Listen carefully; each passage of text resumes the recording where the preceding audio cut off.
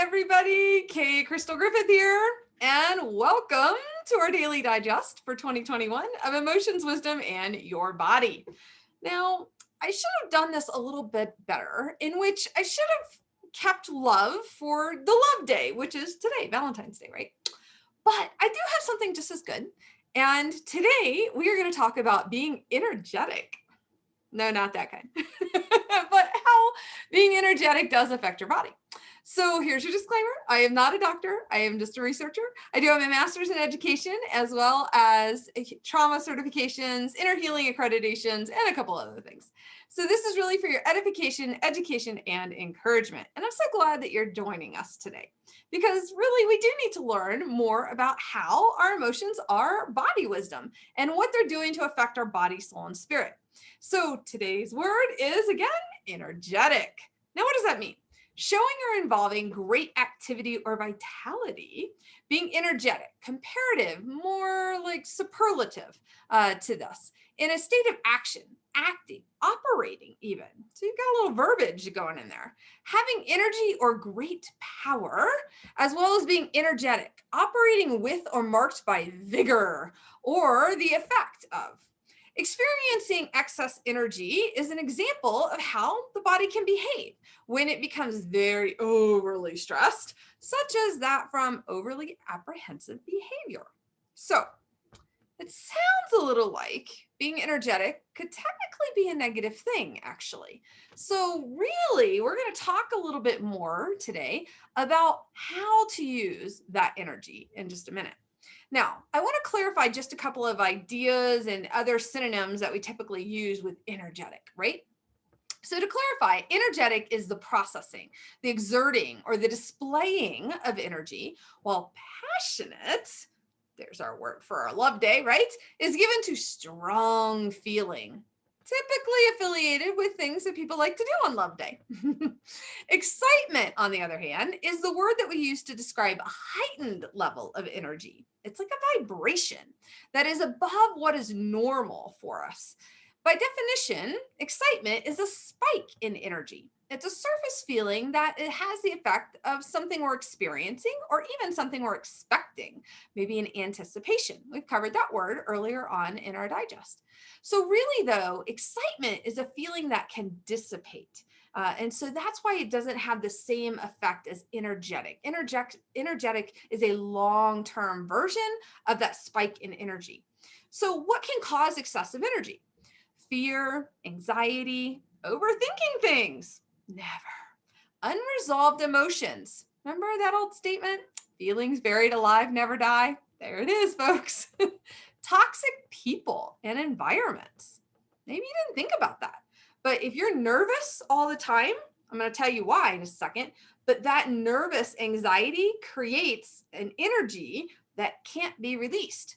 Very similar to what we've talked about with PTSD, having that fight, flight, freeze, or faint built into your central nervous system. I can't talk.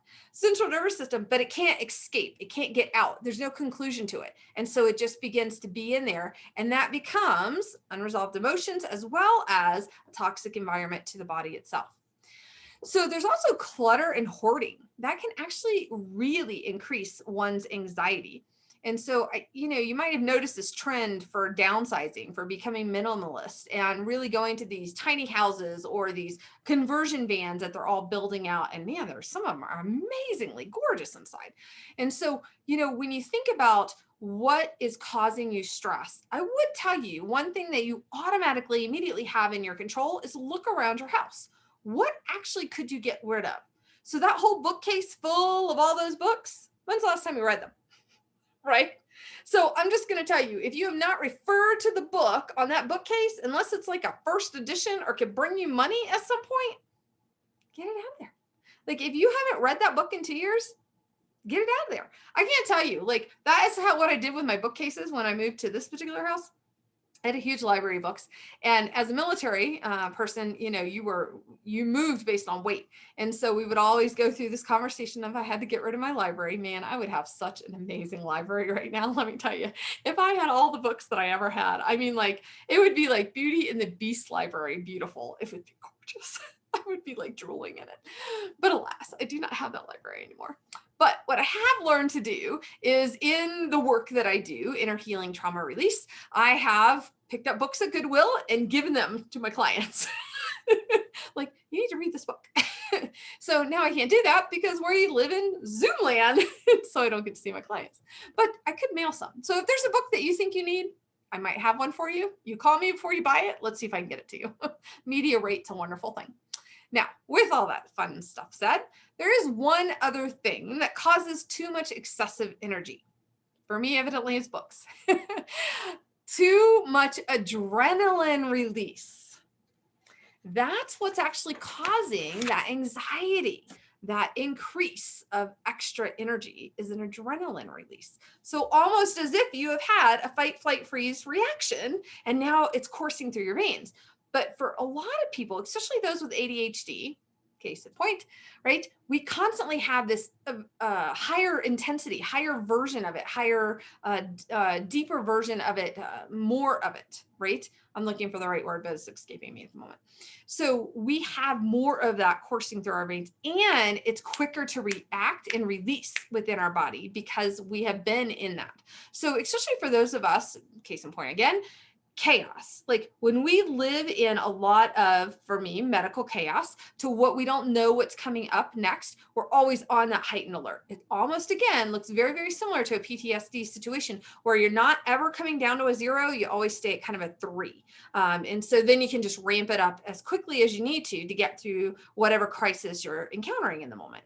Again, super, super fine line there between that and PTSD, isn't it? Now, let's talk about the effects of the body. We've kind of talked a little bit there, but I want to go a little deeper into the science piece today. So hold your horses, it's coming. Energy levels are highly dependent on the ability to stabilize anxiety. I'm going to repeat that one more time. That's a writer downer, as Pedro says. Energy levels are highly dependent on the ability to stabilize anxiety. So how are you doing at stabilizing that anxiety? Food for thought, isn't it? The brain is an energy-hungry organ. I love this. This came from Healthline. Despite comprising only I'm struggling to talk today. Despite comprising only 2% of the body's weight, the brain gobbles up more than 20% of daily energy intake. Because the brain demands such high amounts of energy, the foods we consume greatly affect our brain function. So the more sugar we put in, the more we're affecting that brain. The more veggies that we put in, the more we're supporting that brain. There is something to that old Schoolhouse Rock video, You Are What You Eat. Do you guys remember that one? You'll have to Google it if you're young. I was raised on Schoolhouse Rock. Great videos. Just a bill sitting on top of Capitol Hill. Well, you guys remember that? Okay, I did. But the brain demands such high amounts of energy, the foods we consume are affecting that brain function, including learning and memory, all the way to your emotions. So the bulk of our energy is consumed at these synapses, which are these tiny gaps between the brain cells, right? Where signals are sent over and then received, and then they coordinate and then they send out, right? So what we're talking about there is the cells are steadily pumping in ions into those gaps between the cells. They're exchanging potassium and sodium, and they're creating all these electrical charges. That's really part of your neuroplasty creating itself, really. The pumping action is fundamental to the operation of your brain circuits, all interactive to each other, right? They all intersect, they all interact, they're all foundational to each other. But here's the key. That pumping action that we're talking about, right, to pump in those ions, to exchange that potassium and sodium for those, to creating those electrical charges, that pumping action is extremely energy intensive. So a couple of digests ago, we talked about ATP, which is your energy production area of your cells. So that ATP goes off the chart when it needs to build those electrical impulse charges to get something going within our body, within our brain, and fulfill those synapses. So we need to fuel our brain, fuel our body, so our brain and our body can work together. Case in point for why you need to eat well, right? The bulk of your neurons can also be relatively silent, maybe even for long stretches of time, like when we go to sleep. They're just waiting, though, to spring into action when they need to be activated. So there is a little piece of that energy, even when we're sleeping, waking. So for example, if you're sleeping in the dead of night, this happened to me at 4 a.m. this morning. I swear to you, my child got out of her bed. We have a very tiny house and you can hear everything. And I swear to you, my child got out of bed and I was just like, oh wait, like that. I'm just listening. I'm like, did she need me? Is something going on? And so then we have Alexas in each other's rooms just to be able to intercom to each other if something's going on for her. And so I'm waiting on my Alexa. Yeah, an hour worth of that waiting. So from 4 to 5. I could have been really productive from 4 to 5 a.m. this morning, but instead I was just waiting, listening for her to come. But my synapses were already firing. So I was on it. I had energy flowing. See how quick that happens? Did you know that recent research suggests that a human brain is capable of storing, this is so cool, storing as much information as the entire internet? Did you hear what I just said? The human brain, one human brain, yes, yours, right, is capable of storing as much information as the entire internet. That was just amazing to me. More precisely, a petabyte, I didn't even know that word existed, of information. P-E-T-A, byte of information. And furthermore, researchers have discovered that a brain cell, uses 26 different ways to encode information. Folks, I'm just telling you, if you think we came from a monkey, you're crazy. There is no way. God designed us in such intricate dimensions and depths that one brain cell reads encoding 26 different ways. That's unbelievable. Holy moly. We are amazing creatures. And that's the science within us. Like, science and God are not mutually exclusive. They are absolutely combined. And in the science that we begin to find out about absolutely supports the fact that he created us. It's unbelievable. All right. The overstimulation of that brain, though, can have some reverse effects. Maybe you've seen it in your children when they're overstimulated and they head to downstairs brain, and then you can't get them back up to upstairs brain, and they're having a meltdown. Maybe you see it with your spouse. Maybe you see it with a work colleague. Maybe you've seen it with your boss. Maybe you've seen it in a mirror. In other words, instead of becoming smarter, our brain's ability to learn and engage in problem-solving thinking will decrease. Well, let's just remember what we're talking about. If our overstimulated brain happens, right, our brain begins to shut down, our amygdala in the limbic system hijacks frontal lobe, where your upstairs rational thought processes are, your memory, your engagement, your ability to learn is in your upstairs brain. You go to downstairs brain where you are dysregulated and you are now overstimulated and you cannot learn, right? And you need to be brought back up to upstairs brain. Now, nervous energy is a physical reaction to complex emotions. When a person is anxious or stressed, our body produces that adrenaline I mentioned earlier. These behaviors serve as a form of release, actually, and a self-soothing behavior under times of stress. So let's just think about that for a second. So this is kind of where the obsessive compulsive piece kind of borderlines just a little bit.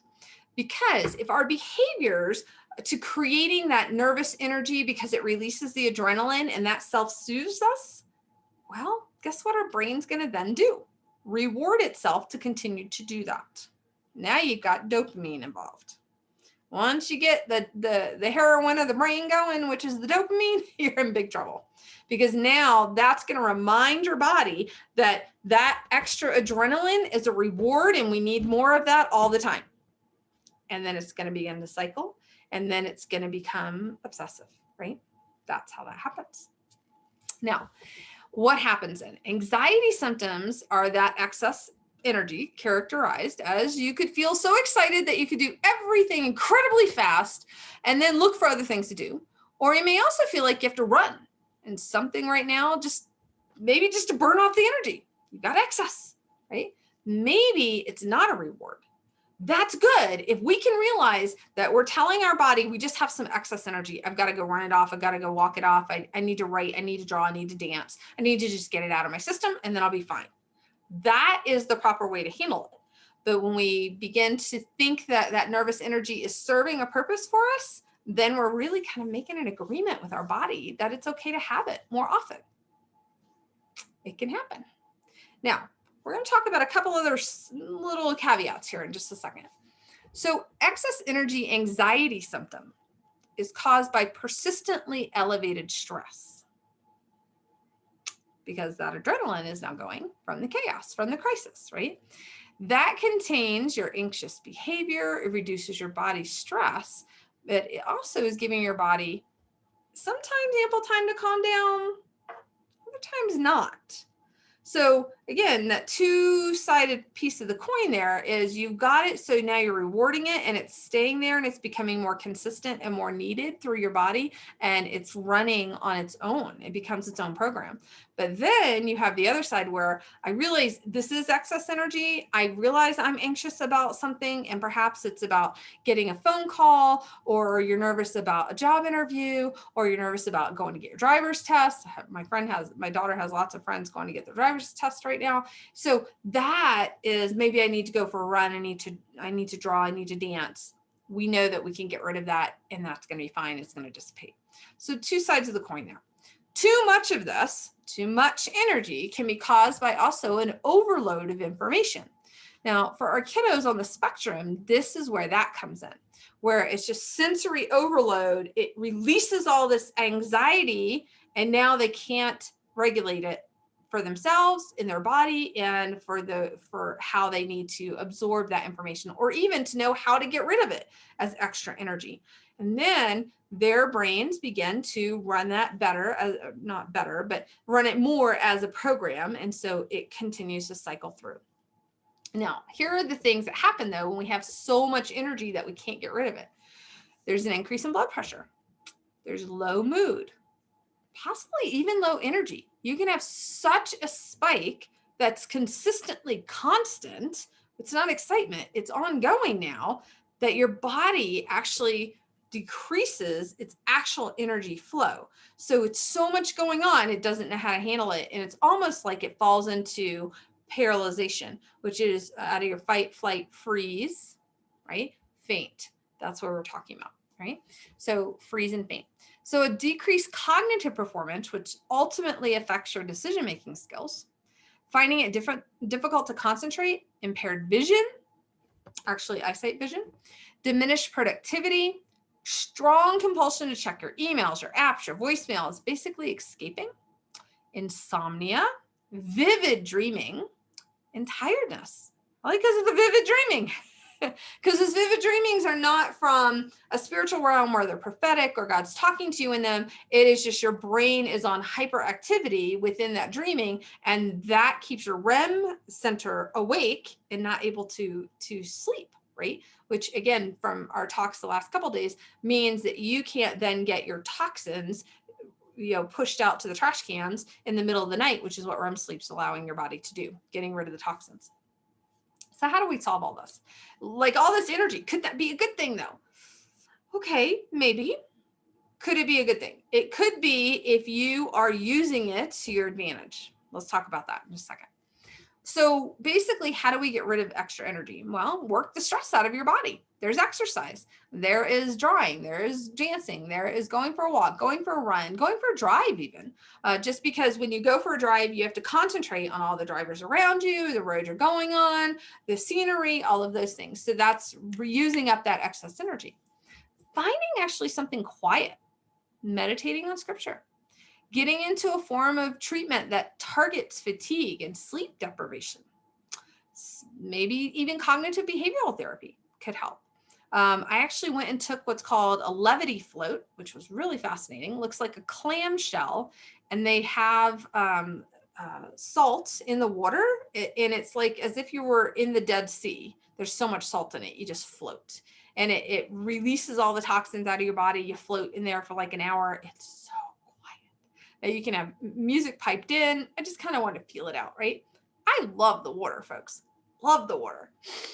I couldn't handle that thing after 10 minutes. I was like, oh my gosh, I'm alone with all my thoughts. I don't know what to do with this. So it actually, for me, created energy. And by the time I was done, I actually had to go get rid of my extra energy that created in me. It was quite an interesting experiment. But my friends who went with me, they each had their own clamshell. They loved it. They were like, where do I sign up? I need to come back and do this every week. It was quite funny. Cut out your caffeine. No. Sometimes we need the caffeine in the morning, I will tell you. But if you realize that is also making you more tired, a lot of people don't realize that. When you're on your 5th, 6th, 7th, 8th cup of coffee to get you through the day, we really need to have a conversation. Figure out a sleep routine that works. And for some people, that is one of the hardest things to do. But I would encourage you to really delve into your health here, your emotional health, and see what you can do to help your sleep.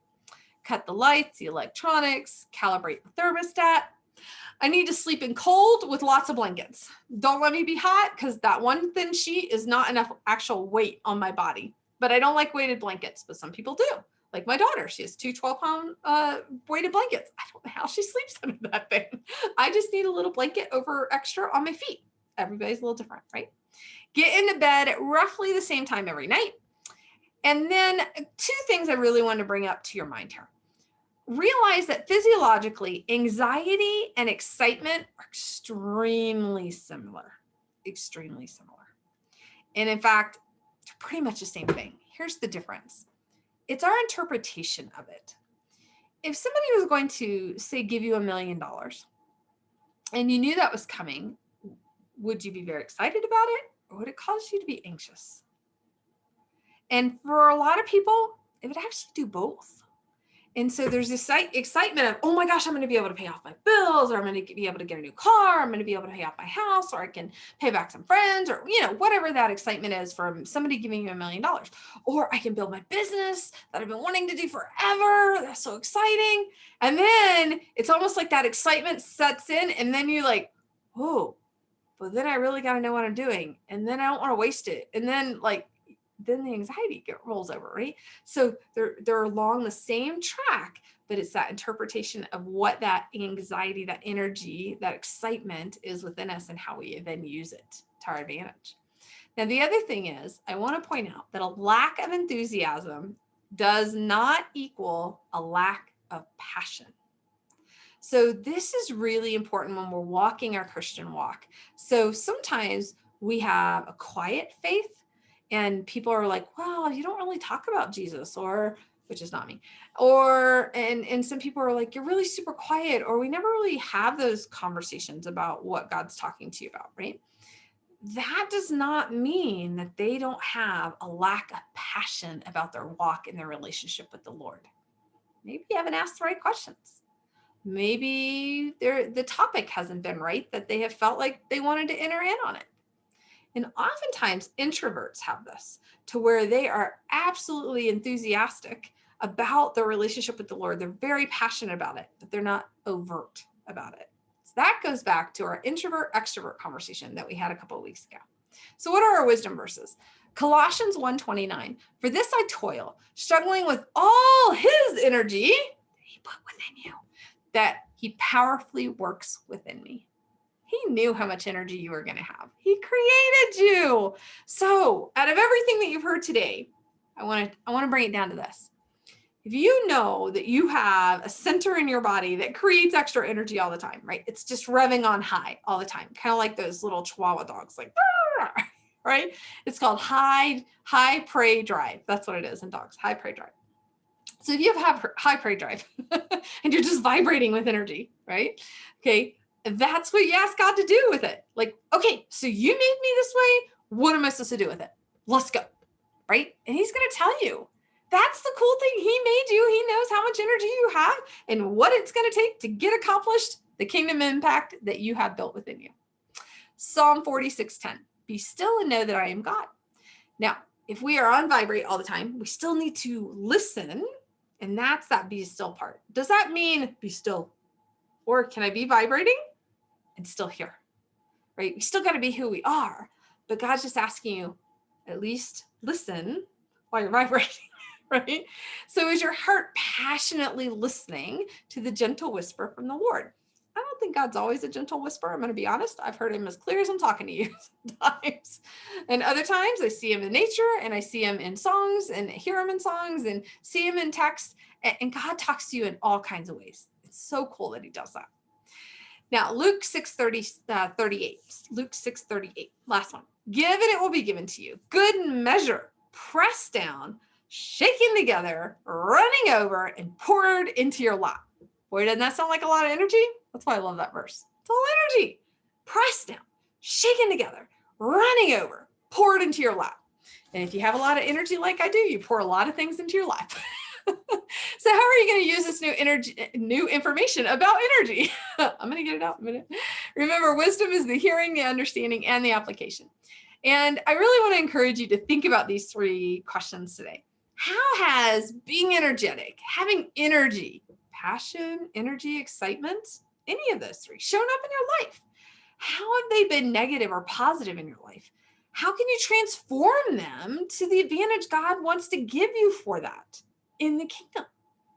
Because he knows how much energy you have, right? So take the scripture, put your name in it, personalize it. They're your promises just for you. And go live, share with us. What does your energy level look like? You may be a little weary. We talked about that a couple nights ago. And God's got a way to bring that back to joy for you, to bring that back to a good energy level. So tomorrow's word is a little bit of the opposite of energetic. It's sad. Now, we've talked around sad in a variety of ways, but I really want to focus on just sad. Blue days, seasonal affect disorder. And I've got several friends with that. And this would be really good for a lot of people in Alaska because seasonal affect disorder affects a lot of them because they get like 20 minutes of sun in the middle of the winter, which is right now, right? So join us again tomorrow for more emotions, wisdom in your body. I will try to do this earlier, or maybe have less caffeine, or maybe I need more so I can actually talk well tomorrow. Register at kcrystalgriffith.com to receive more insights and your feelings wheel. And until then, you guys have a blessed day. Take care.